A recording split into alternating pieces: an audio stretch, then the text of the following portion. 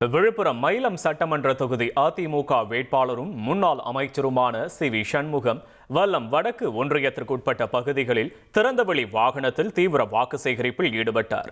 பிரச்சாரத்தின் தொடக்கமாக அதிமுகவின் கொடி நிறங்களை சிறப்பிக்கும் வகையில் கருப்பு, வெள்ளை மற்றும் சிகப்பு நிற பலூன்கள் வானில் பறக்கவிடப்பட்டன.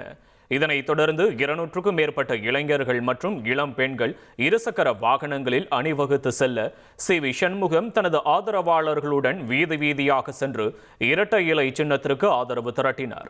சி.வி. சண்முகம் வருகையின் போது ஆதரவாளர்கள் மற்றும் பொதுமக்கள் தங்கள் மொபைல் போன்களில் டார்ச் லைட்டுகளை ஒளிர செய்து நூதன முறையில் தங்களது ஆதரவை வெளிப்படுத்தினர்.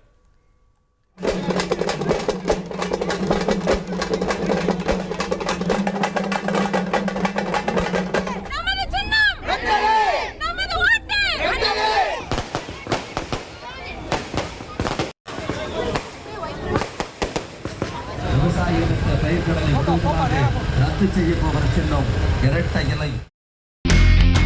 இனி செல்லும் இடமெல்லாம் செய்தி. தந்தி டிவியின் வாட்ஸ்அப் சேனலை ஃபாலோ பண்ணினா செல்ல இருக்கும் இடமெல்லாம் செய்தி. இதோ QR கோட் இப்பவே ஸ்கேன் பண்ணுங்க, ஃபாலோ பண்ணுங்க.